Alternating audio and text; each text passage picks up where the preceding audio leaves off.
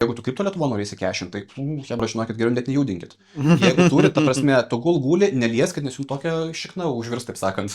Nu, pirmas dalykas, jums reikės aiškintis, iš kur jūs gavo, dabar ten įsigalioja naujas reglamentas ES, pranešinės visus duomenis. Žodžiu, kripto visi exchange turės ten duomenis ir panašiai. Tai net jeigu tu turi legaliai, tu ten, nežinau, gaminai kažkokį kardą per žaidimą pardavai kažkada už 2 bitkoinus ir dabar tavo 2 bitkoinai verti kažko yra, ne? O yra kur hebra patikėti prikėlė batkų, kurie guli 100 lemų, ten 200 lemų, žinai, ant kripto. Bet tu neturi dabar įrodančių dokumentų, kur už kiek tu pirkai ir panašiai.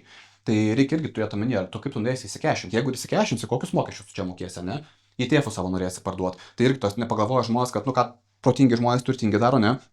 Tu žiūri tavo tax residence, kur bus. Pavyzdžiui, jeigu aš renku cash flow, gal aš galiu rinkti Lietuvoje. Man tinka tas mano, ne, tax rate'as ten 4-5%, pavyzdžiui. Bet jeigu aš norėčiau įsikešinti dabar kokio nors ten kripto ETF-us, nuvarėjai šalis, kur yra nulinis pelno mokestis, tai prie kapitalo prieaugio, ne, ten Dubajus, Gruzija gali būti, dar ten variantų yra, ten Panama, dar kas nors. Ir tu gali ten įsikešinti tos pinigus, susimokėsi 0%, visiškai 0, ir tu paskui tu nes nedaužia grįžti atgal Lietuvą su deklaracijom to šalies.